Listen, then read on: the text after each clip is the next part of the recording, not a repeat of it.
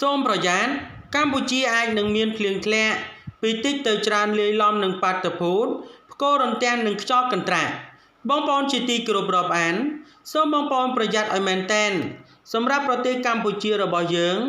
នឹងទទួលរងឥទ្ធិពលព្យុះដែលធ្វើឲ្យបងប្អូនប្រជាពលរដ្ឋជួបបញ្ហាផ្គររន្ទះក៏ដូចជាបញ្ហាគ្រោះធម្មជាតិនានាដែលកើតឡើងជាយថាហេតុដូច្នេះបងប្អូនប្រជាពលរដ្ឋទាំងអស់អ្នកដែលដើរតាមទីវាលឆ្ងាយៗឬក៏តាមស្រែតាមភ្លឺបើកាន់កំបិតឬក៏កាន់ចបសូមទុកមួយដុំនិងដាក់ខ្លួនឲ្យនៅដាច់ឆ្ងាយកុំជ្រកក្រោមដើមឈើក៏ដូចជាកុំនៅក្បែរបង្គោលភ្លើងឲ្យសោះពីព្រោះថាអាចខ្លាចទៅជាចរន្តម៉ាស់ណាមួយនៃពលបុកនិងពលដកនៃរន្ទះហើយជាពិសេសបងប្អូនអ្នកនៅឯនាយសមុទ្រ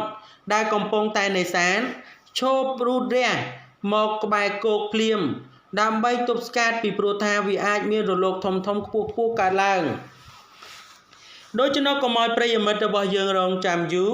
សូមមេត្តាជួយ Subscribe និង Like ដើម្បីទទួលបាននូវព័ត៌មានថ្មីបន្ថែមទៀត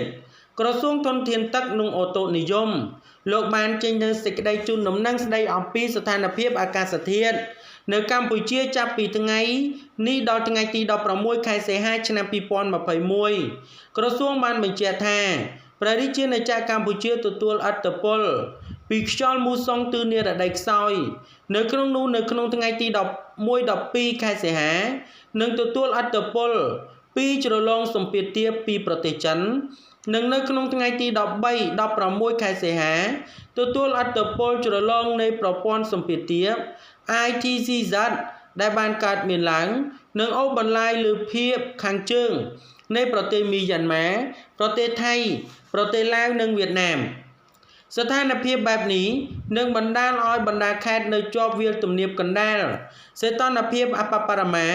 មានចន្លោះចាប់ពី24ដល់26អង្សាសេសីតុណ្ហភាពអតិបរមាមានចន្លោះចាប់ពី33ដល់35អង្សាសេអាចនឹងមានភ្លៀងធ្លាក់កម្រិតពីតិចទៅបង្គួរលាយឡំជាមួយនឹងផ្គរខ្យល់រន្ទះខ្យល់កន្ត្រាក់នៅក្នុងនោះផងដែរក៏មានផ្នែកខ្លះនៃបណ្ដាខេត្តភាគកណ្ដាលនិងភាគខាងត្បូងគឺនឹងមានភ្លៀងធ្លាក់ច្រើនថែមទៀតផងទី2បណ្ដាខេត្តជាប់ជួរភ្នំដងរែកនិងកំពង់រាបភាគឦសានសីតុណ្ហភាពអបបរមាមានចន្លោះចាប់ពី23ដល់25អង្សាសេសីតុណ្ហភាពអតិបរមាមានចន្លោះចាប់ពី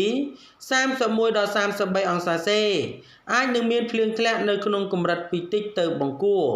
ទី3តំបន់ជាប់មាត់សមុទ្រសីតុណ្ហភាពអបបរមាមានចន្លោះចាប់ពី23ដល់25អង្សាសេសីតុណ្ហភាពអតិបរមាមានចន្លោះចាប់ពី31ដល់33អង្សាសេអាចនឹងមានភ្លៀងធ្លាក់នៅក្នុងកម្រិតពីមធ្យមទៅបង្គួរអាស្រ័យដោយបានជម្រាបជូនអំពីអាកាសធាតុដែលបានជម្រាបជូនដោយខាងលើសូមសាធារណជនជ្រាបជាព័ត៌មាននិងសូមប្រុងប្រយ័ត្នចំពោះបាតុភូតផ្គររន្ទះលាយឡំជាមួយនឹងខ្យល់កន្ត្រាក់ទាំងនេះជាដើម